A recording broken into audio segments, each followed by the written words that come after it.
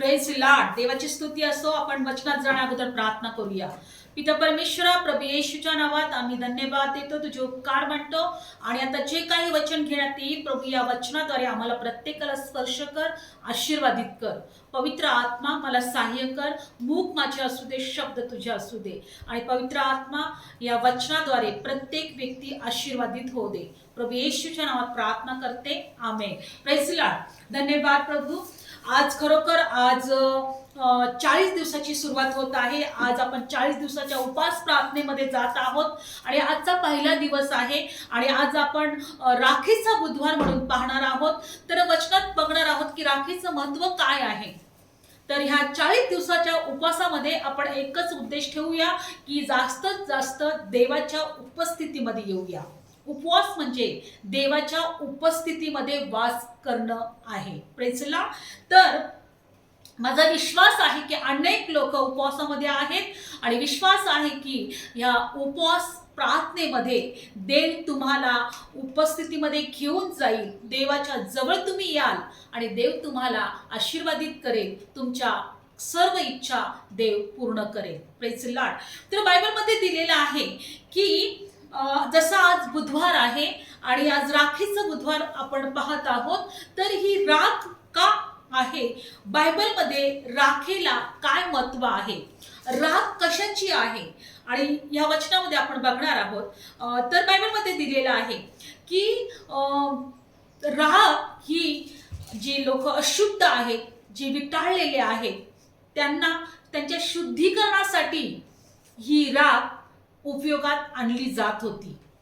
बायबलमध्ये दिले, जर एखादा व्यक्ती अशुद्ध असेल, समजा तो एखाद्या ठिकाणामध्ये मैतेवर गेला असेल, एखाद्या ठिकाणामध्ये जर व्यक्ती मेलेला असेल आणि त्या ठिकाणी जर मनुष्य गेलेला असेल, तर तो जर पवित्र स्थानामध्ये त्याला यायचं असेल, देवाच्या मंदिरात त्याला यायचं असेल, तर बायबलमध्ये दिले, जोपर्यंत त्याचं शुद्धीकरण होत नाही तोपर्यंत तो देवाच्या मंदिरामध्ये येऊ शकत नाही. मी सुरुवातीलाच म्हटलं की उपवास म्हणजे देवाच्या उपस्थितीमध्ये वास करणं, देवाच्या उपस्थितीमध्ये राहणं.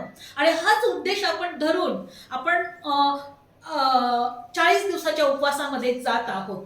Praise Lord. तर मी म्हटलं की ज्या वेळेस एखादा व्यक्ती देवाच्या मंदिरामध्ये त्याला यायचं असेल, पण जर तो अशुद्ध असेल तर तो देवाच्या मंदिरामध्ये येऊ शकत नव्हता.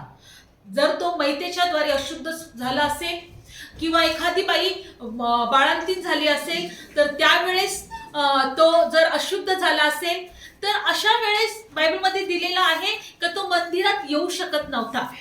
मग बायबलमध्ये असं दिलेलं आहे की जर तो अशुद्ध असेल, तर मंदिरात येऊ शकत नसेल, तर त्याचं शुद्धीकरण होणं गरजेचं होतं. मग हे शुद्धीकरण कशा प्रकारे होत होतं?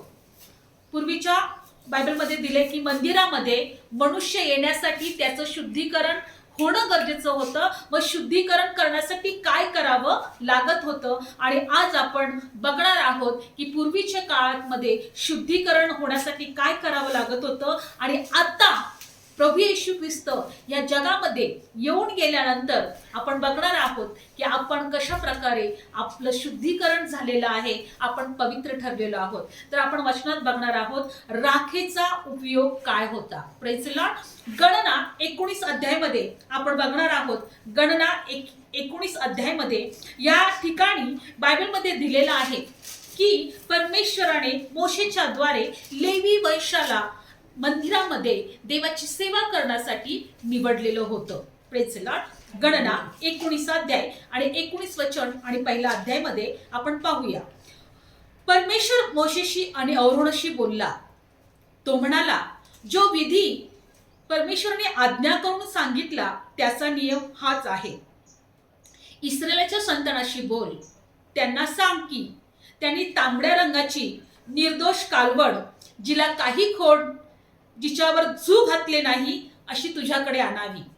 परमेश्वर मोशेला आणि अरोनाला म्हटला की अशी एक कालवड जी तांबड्या रंगाची असेल, जी निर्दोष असेल, जिच्यावर काही खोड नसेल, जी कोणत्याही प्रकारची व्यंग नसेल, तर ती पूर्ण निर्दोष असेल, ती पूर्णपणे शुद्ध असेल अशा प्रकारे एक कालवड मंदिरामध्ये घेऊन यायची. आणि बायबल सांगतं त्या कालवडीसाठी बायबल सांगतं की पुढं काय तिचा विधी होता आपण बघणार आहोत. 3रं वचन, आणि तुम्ही ती एलाजार याजकाला द्यावी. म्हणजे जो मुख्य याजक असेल ते याजकाकडे ती कालवड द्यायची. पुढचं वचन, मग त्याने तिला छावणीच्या बाहेर आणावे आणि मग त्या कालवडीला छावणीच्या बाहेर न्यायचं. पुढचं वचन, आणि कोणी एकाने तिला त्याच्या समोर कापावे आणि एलाजार याजकाने तिचे रक्त घेऊन आपल्या बोटाने सभामंडपाच्या पुढच्या बाजूकडे तिचे रक्त 7 वेळा शिंपडावे. सभामंडप जिथं देवाची उपस्थिती असेल, जिथं देवाचा कोष ठेवलेला असेल, त्या ठिकाणी त्या कालवडीला कापल्यानंतर तिचं जे रक्त आहे त्या सभामंडपावर 7 वेळेस शिंपडावे असं आपण बघत आहोत. या कालवडीचा विधी काय आहे. पुढचं वचन 5वं, कोणी एकाने ती कालवड त्याच्या डोळ्यासमोर जाळावी. त्या एलाजार याजकाच्या डोळ्यासमोर ती कालवड काय करायची, जाळावी. पहिल्यांदा ती कापावी, तिचे रक्त सभामंडपावर शिंपडावे 7 वेळेस आणि 3ऱ्या वेळेस तिला जाळून टाकावी. ठीक आहे. पुढचं वचन, आणि तिचे कातडे, तिचे मांस, तिचे रक्त, तिचे शेण हे त्यांनी जाळावे. आणि मग याजकाने गंधसरूचे लाकूड, यजोग झुडूप, किरमिजी रंगाचे कापड घेऊन कातडीच्या जाळ्यांमध्ये टाकावी, कालवडीच्या जाळामध्ये टाकावी. ह्या कालवडीला जेव्हा जाळताना बायबल सांगतं की त्याच्यामध्ये काय काय घ्यायचे, गंधसरूचे लाकूड किंवा चंदनाचे लाकूड असेल, यजोगचं झुडूप आणि किरमिजी रंगाचे कापड घेऊन त्या कालवडीच्या जाळण्यामध्ये जाळावी. हे सगळ्या वस्तू त्या कालवड जाळत असताना त्याच्यामध्ये टाकावे. पुढचं वचन आणि 8वं वचन, त्यानंतर नाही आपण 7वं वाचूया. मग याजकाने आपले वस्त्र धुवावे, पाण्याने आंघोळ करावी, त्यानंतर त्याने छावणीत यावे आणि याजकाने संध्याकाळपर्यंत अशुद्ध राहावे.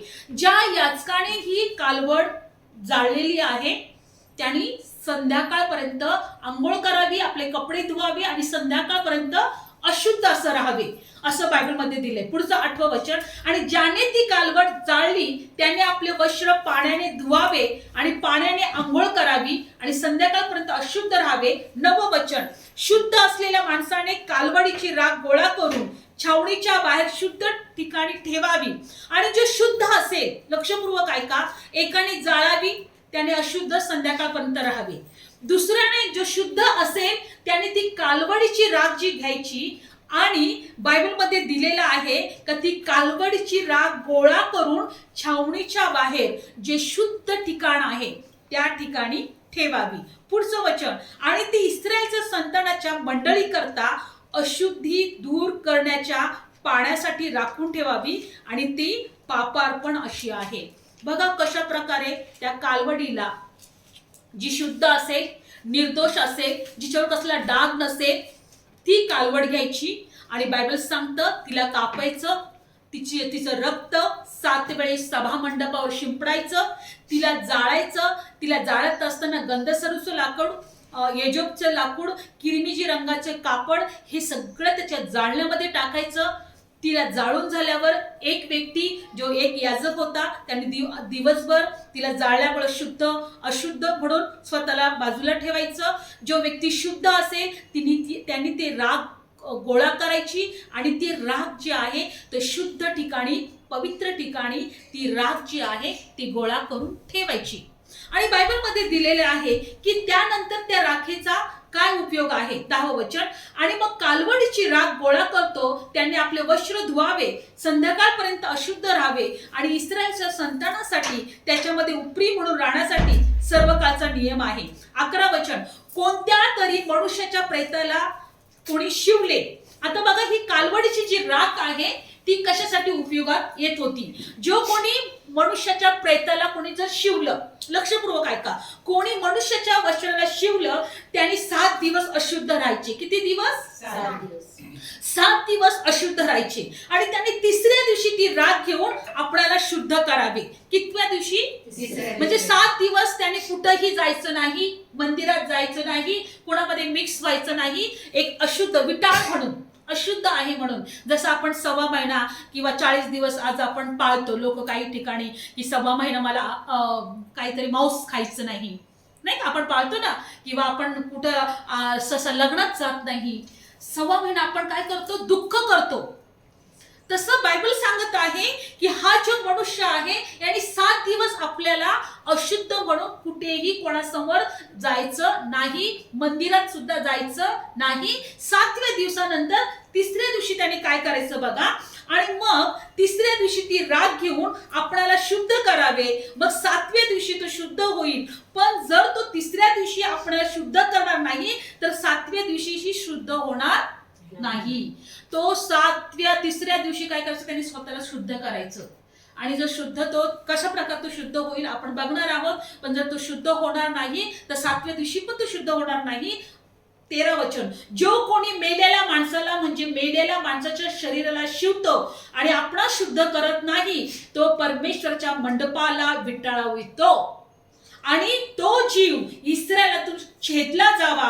कारण अशुद्ध करण्याचं पाणी, अशुद्धी दूर करण्याचं पाणी त्याच्यावर शिंपडलं नाही तर तो अशुद्ध होईल, त्याचं अशुद्धपण अजून त्याच्यावर राहील. बायबल सांगतं की तो जर परमेश्वराच्या मंडपात आला आणि त्यांनी स्वतःची शुद्धीकरण जर करून घेतलं नाही त्याला जीवे मारावे, असं पहिला नियम होता. त्याला स्वतःचं शुद्धीकरण करणं खूप गरजेचं होतं.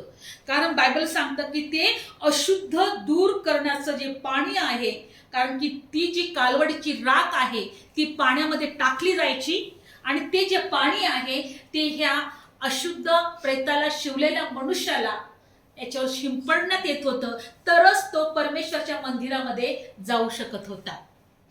अशा प्रकारे ती राख जी आहे ती मनुष्याला काय करायची, शुद्ध करायची. पण त्याचा विधी कसा होता आपण पाहिला. कालवड घ्यायची, ती निर्दोष असेल, निष्कलंक असेल, आणि दुसरी गोष्ट तिला जाळायची, तिचं रक्त सभामंडपावर शिंपडायचं. ती जाळत असताना त्याच्यावर एजोत झुडूप, गंधसरूचं लाकड, किरमिजी रंगाचं कापड हे सगळं घेऊन त्याच्यात जाळायचं. त्याची राख, ते वेगवेगळ्या प्रकारे त्याचा विधी होता. ती राख जमा करून ठेवायची आणि त्या राखेत त्या पाण्यामध्ये ती राख मिसळून त्या मनुष्यावर शिंपडायचं, तेव्हा तो शुद्ध व्हायचा. मग तो प्रेताचा द्वारे शुद्ध झालेला अशुद्ध झालेला असो किंवा एखादी बाई जर डिलिव्हरी झाली तिच्याद्वारे तो अशुद्ध झालेला असो किंवा अनेक त्या पक्षाला जरी तो शिवला त्याच्याद्वारे जरी अशुद्ध झालेला असो तर तो मंडपामध्ये येऊ शकत नव्हता. देवाच्या सभा मंडपामध्ये तो येऊ शकत नव्हता. देवाच्या उपस्थितीमध्ये तो येऊ शकत नव्हता.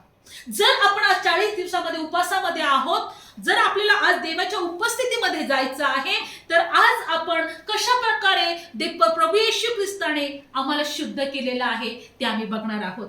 इब्री लोकास पत्र काढूया आपण त्या वचनामध्ये. इब्री लोकास पत्र की आज आम्हाला राख शिंपडण्याची गरज नाही, कारण आमचं जे शुद्धीकरण जे झालेलं आहे ते अद्भुत रीतीने झालेलं आहे. Praise the Lord.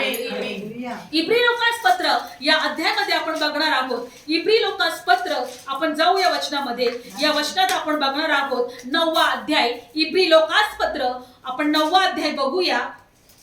Thank you Jesus, धन्यवाद येशू. इब्री लोकास पत्र 9वा अध्याय काढूया. वचन काढलं? येस. आणि 12 वचनामध्ये 9वा अध्याय 12 वचन. Praise the Lord. बकरी व वासरे यांच्या रक्ताने नव्हे तर स्वतःच्या रक्ताने आम्हासाठी सार्वकालिक खंडणी मिळवून एकदाच परम पवित्र स्थानात गेला. Praise the Lord. Hallelujah. Bible सांगतं की स्वतःच्या रक्ताने प्रभू येशू ख्रिस्त सार्वकालिक खंडणी मिळवून एकदाच परम पवित्र स्थानात गेला. 13 वचन. कारण बकऱ्यांचे आणि गोऱ्याचे रक्त आणि विटाळल्यांवर शिंपडली जाते ती कालवडीची राख ही जर देहाची शुद्धता होईल असे पवित्र करतात, तर ज्याने सार्वकालिक आत्म्याकडून निष्कलंक अशा स्वतःच देवाला अर्पिले त्या ख्रिस्ताचे रक्त तुमच्या विवेक भावास जिवंत देवाची सेवा करण्यासाठी निर्जीव कर्मांपासून किती विशेष करून शुद्ध करेल. कोणी आम्हाला शुद्ध केलंय? येशूच्या रक्ताने. Praise the Lord. Hallelujah. Bible सांगतं की बकरे आणि गोऱ्याचं रक्त आणि विट्याळ्यांवर शिंपडलेली राख ही जर तुम्हाला शुद्ध करते, ज्याने स्वतःच्या रक्ताने आम्हाला शुद्ध केलंय ते रक्त तुम्हाला किती विशेष करून शुद्ध करेल. बघा, जर अशुद्ध प्रेताला जर स्पर्श केला, जर आम्ही रक्त येशूचं आम्हाला आमच्यावर शिंपडलं नसतं, तर आम्ही देवाच्या उपस्थितीमध्ये जाऊ शकलो नसतो. तर जर आम्ही देवाच्या उपस्थितीमध्ये जाऊ शकलो नसतो, तर आम्ही अशुद्ध असतो, आम्ही अपवित्र असतो आणि सैतानाने आम्हाला सोडलं नसतं. Praise the Lord.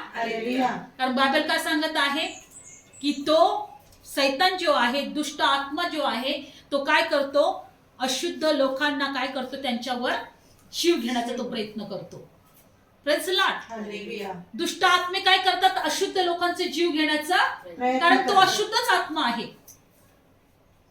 बायबल सांगत आहे का येशूच्या रक्ताच्या द्वारे आम्ही काय झालेलो आहोत, शुद्ध झालेलो आहोत. परत ते वचन वाचूया, 14 वचन, इब्री लोकासपत्र 9 अध्याय 14 वचन.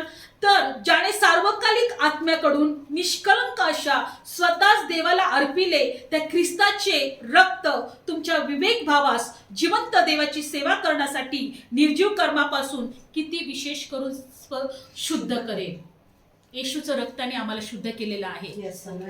बायबल सांगतं की त्या कालवडीच्या राखीपासून जर अशुद्ध लोक शुद्ध होत होते, ज्याने स्वतःच्या रक्ताने आम्हाला शुद्ध केलेलं आहे, तर आम्ही किती विशेष करून शुद्ध झालेलो आहोत.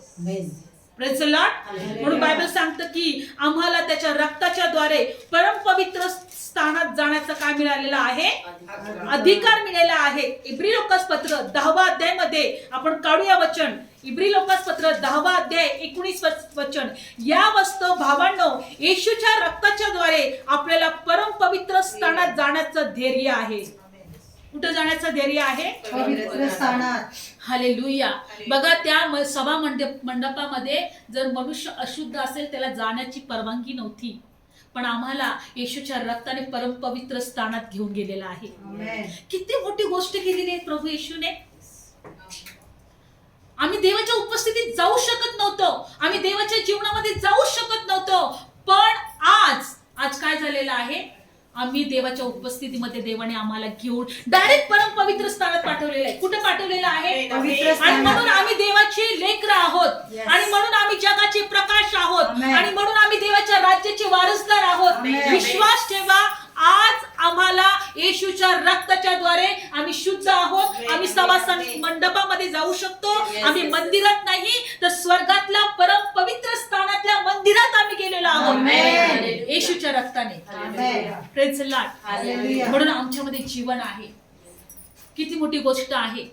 जर प्रेताला शिवलेला मनुष्य हा, जर बायबल सांगतं की काय होत होता, त्याला जीवे मारावं लागायचं जर त्यांनी स्वतःचं शुद्धीकरण जर केलेलं नसेल तर. पण आज येशूच्या रक्ताच्या द्वारे आम्हाला डायरेक्ट परम पवित्र स्थानात जाण्याचा अधिकार मिळालेला आहे. आणि म्हणून आज 40 दिवसाच्या सुरुवातामध्ये आम्ही स्वतःला प्रभू येशूचं रक्त लावूया आणि देवाच्या उपस्थितीमध्ये जाऊया, देवाच्या सहवासात जाऊया. 40 दिवस प्रभूला म्हणायचं, मला तुझी उपस्थिती पाहिजे, मी शुद्ध आहे, तुझ्या रक्ताने मला शुद्ध केलेले आहे, तुझ्या रक्ताने मला क्षमा दिलेली आहे, तुझ्या रक्ताने मला विकत घेतलेलं आहे, तुझ्या रक्तामध्ये मला जीवन मिळालेलं आहे. प्रभू, मला तुझ्या उपस्थितीमध्ये घेऊन चल. प्रभू, या 40 दिवसांमध्ये मला तुझ्या जवळ राहायचं आहे, तुझ्या उपस्थितीमध्ये राहायचं आहे, तुझ्या कृपेत राहायचं आहे. मला तुला शोधायचं आहे, मला तुला उच्च करायचं आहे, मला तुला गौरव द्यायचा आहे. हे प्रभू, मला तुझ्या अत्यंत जवळ यायचं आहे. 40 दिवसाचा उपवास म्हणजे देवाच्या उपस्थितीमध्ये वास करणं आहे. डोळे बंद करूया. परमेश्वर धन्यवाद, आज आम्ही ओळखलं की कालवडीची राख कशासाठी होती.